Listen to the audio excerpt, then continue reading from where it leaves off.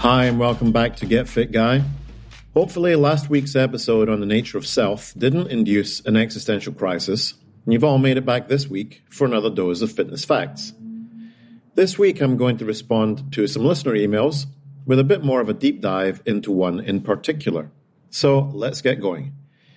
First email is from Christoph, who writes, I listen to your show, and while I do not consider myself fit, I hope maybe your show will help me get there.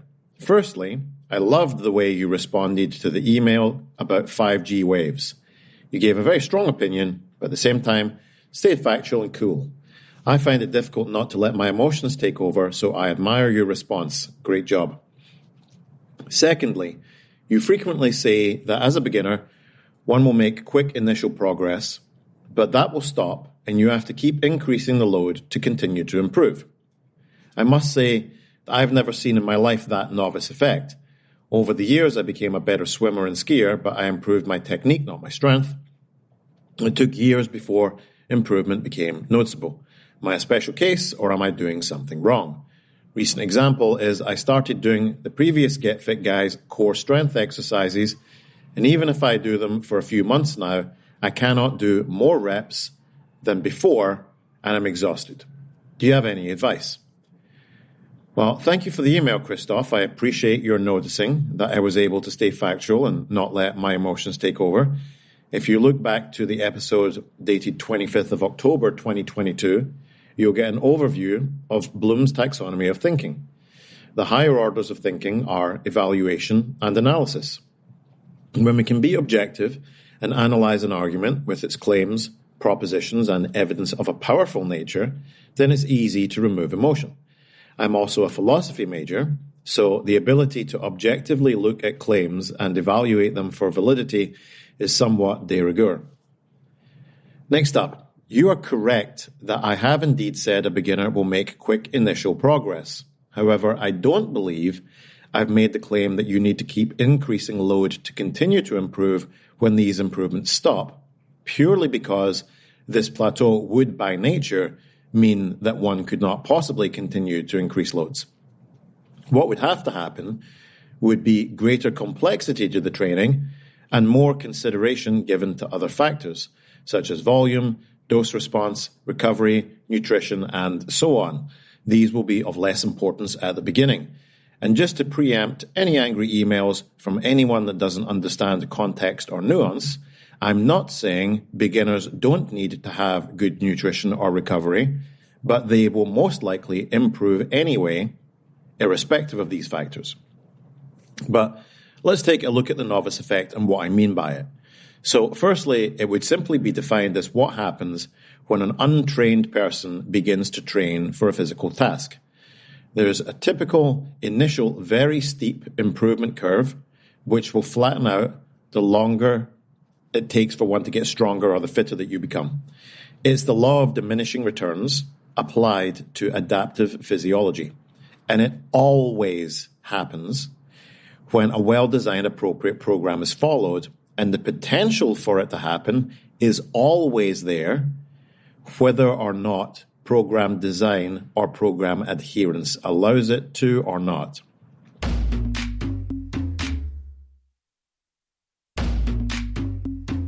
So why does a novice or untrained person get stronger really quickly?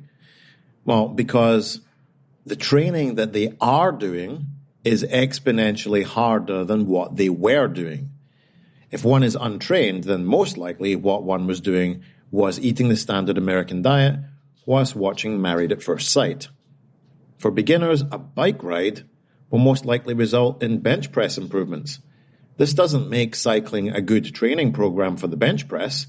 What it means is that for an untrained person, any training provides an adaptive stimulus that results in improved physical capacity, which runs out very quickly, though, because we need to follow the SAID principle, specific adaptation to impose demand. What defines a good program is its ability to maintain improvements after the initial novice training phase, where you're simply just picking all the low-hanging fruit.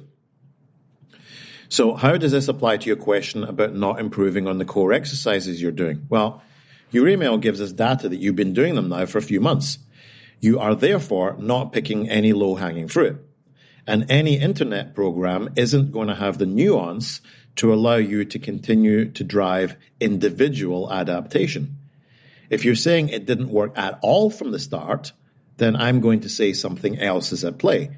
You may already have been working at an adaptive level beyond the stimulus that the program could provide, or maybe did it infrequently and didn't reach the minimum effective dose, or conversely, did it too much and were above the maximum tolerated dose.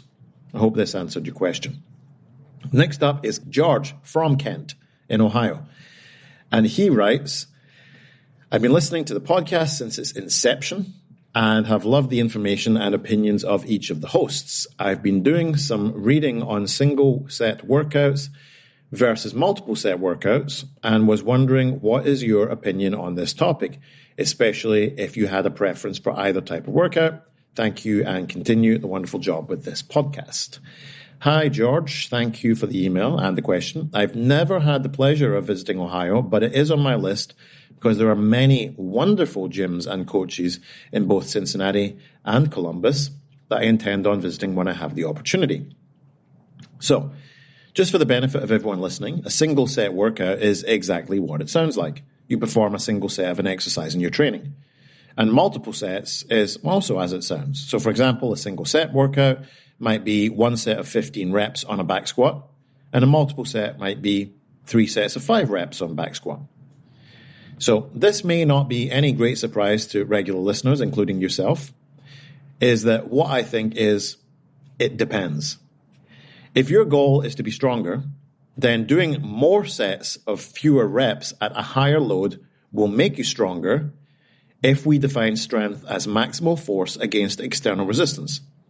So by that logic, sets of 1 rep will make you stronger than sets of 15 reps ever can, but you cannot do 5, 10, or 15 reps with a load that you can only lift once. However, if you're looking for strength endurance, then sets of 1 will be a very poor choice because by only doing 1 rep, you're not building any strength endurance under the specific adaptation to impose demand principle. Additionally, we don't have any data on your biological or training age, but usually we find that those of a higher training age need a larger dose because they're adapted. Also, those of a higher biological age are anabolically resistant, so we really need to whack them with a larger dose of training stress to get an adaptation. Therefore, I can say I'm personally more inclined to prescribe multiple sets than single sets. However, it's all very nuanced, and I don't have enough data to say with 100% confidence what I would recommend to you in your case. Thank you for the email. If anyone else wants to email in, make sure you send me an email at getfitguy@quickanddirtytips.com. Get Fit Guy is a Quick and Dirty Tips podcast. Thanks to the team at Quick and Dirty Tips, Adam Cecil, Morgan Christensen, Holly Hutchins, and Davina Tomlin. I'm your host, Kevin Don. If you have a question for me, email me, as I said, or shoot me a voicemail at 510-353-3104. For more information about the show, visit quickanddirtytips.com or check out the show notes in your podcast app.